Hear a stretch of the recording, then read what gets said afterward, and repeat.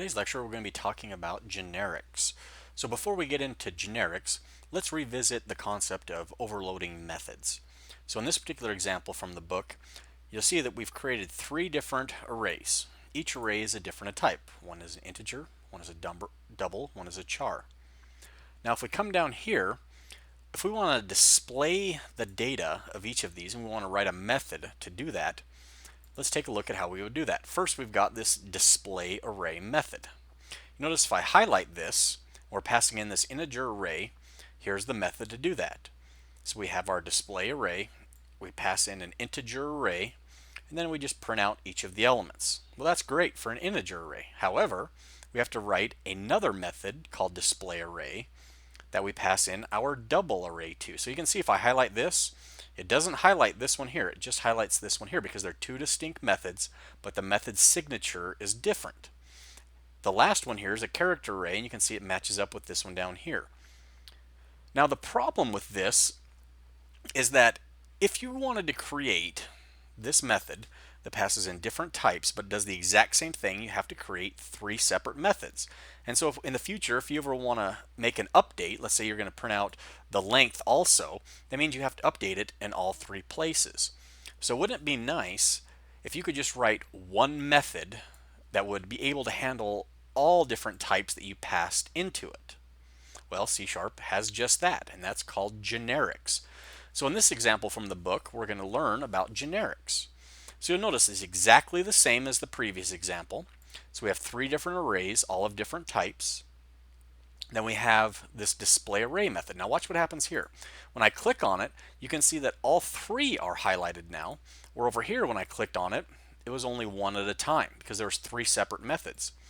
But now with generics, all we have to do is write one method, and we can tell it what type we're actually going to use in our method. And this is very, very helpful.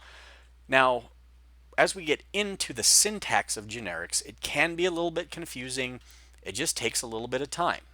It's computer science. Sometimes these more advanced concepts, it just comes with a little bit of syntax kind of that you have to learn. So let's kind of figure it out here. So everything up here should look familiar. We've just got a method that doesn't have a return type. Our method's called display array. Now this is what tells us that it's a generic. When you have this less than and greater than side, this T here could be anything you want. I could change this to something like ABC if I wanted to.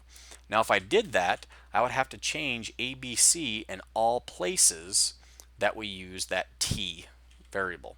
But I'm going to leave it as T. Now the reason I'm going to do that is because T is sort of a convention that's already been set up, and it kind of stands for type. And so you generally just use T, and anywhere down here that has to be done, you'd also use T. But what's nice about this syntax is that you'll notice that up here, it actually figured it out for us. So it said, okay, I know you're going to call display array, and oh, by the way, you're using an integer array to pass in here. So it automatically figured out for us that T was an integer array. Now, if I were to come in here and I just started typing display array, you can see that in the IntelliSense, we have this little less than or greater than sign. So you might have seen this before as you're creating some of your programs for different classes or methods that popped up, but that's what it was telling you. And what this tells us is that, hey, we have a generic method. And that means you need to tell us what type in order for us to use this method. So we could actually pass in the type here, but something like integer. And then we could just pass in, int array. And so it's essentially saying, hey, we're going to be working with integers. So anywhere you see T, just replace that with the int keyword, just like we would do right here. And that T could also be used anywhere inside of our method.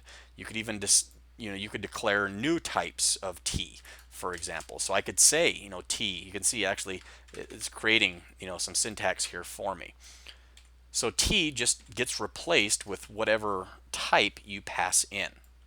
So this is extremely powerful, and you'll notice that later on as you're doing more and more programming in C#, generics are used everywhere in C#. So the next example I want to talk about using generics is a generic class. Now we're kind of getting ahead of ourselves because we haven't actually covered the lectures on classes yet.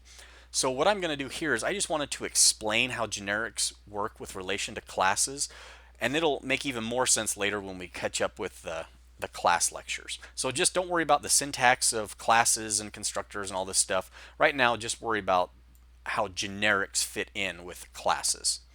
So here we go. We've got a public class called stack. So what is a stack? Well, it's a type where generally it's just that first in, last out, or sorry, last in, first out sort of a class. So I always think of it like, you probably heard the analogy where you're like trays in a cafeteria. So, right, the first ones that you put in are the last out, or the last ones are the first out. So we're going to create this stack class, and we're saying it's generic. So why are we doing this? Well, we don't have to create a stack class for just integers and just strings and just chars, etc., etc. We want one class that can deal with all data types. So we do that by making it generic. So this tells the user, hey, when you create my stack class, you have to tell me up front what type is. So if they were to pass in an integer, then this t gets replaced with int everywhere. And you can see as I scroll down here, we don't need to worry too much about the code itself. We got a constructor here, but you can see it creates this array of elements based on the type you pass in. Here's a push method. You can see you just pass in the type, and then it's going to deal with that type. Same thing with the pop method. That's the type it's going to return. If it was a string, you'd return a string, or integer, return integer. So let's take a look at what it actually looks like to use the stack class. So we've got a double array and we've got an integer array. Now we're going to create our stack class, but we're telling it we want it to hold doubles. This stack class is going to hold integers. Now remember, this is just an object reference. So we haven't actually created our stack class yet, just an object reference. We haven't actually instantiated the object until we use the new keyword. So this is the blueprint, essentially, or the object reference to the blueprint, where this is actually creating the house. This is actually instantiating the object into this double stack. So double stack has been instantiated with the double type, or int stack has been instantiated with the integer type. And so it's just a nice way where you can create one class but lots of different types. So when you're creating classes in the future, this is something to consider, is if you want the user to pass in a type and you want your class to handle it, you want your class to operate the same way, just using different types. Thank you.